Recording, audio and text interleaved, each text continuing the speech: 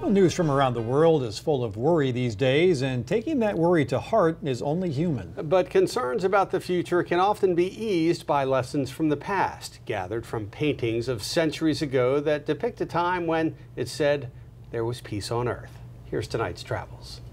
In the earliest days of history, there were already historians who had recorded what was to them ancient times. And these historians of old say that once upon a very distant time there was a golden age, a time of peace and harmony when humankind was cradled in a world of plenty. The poet Virgil wrote, "The golden age was first when man yet knew no rule but uncorrupted reason knew. Unforced by punishment, unawed by fear, his words were simple and his soul sincere." Now there was one reason that mankind was simple and sincere, was because there was plenty of food for everybody. Fields knew no taming hand of husbandmen to mark the plain or meter with boundary line.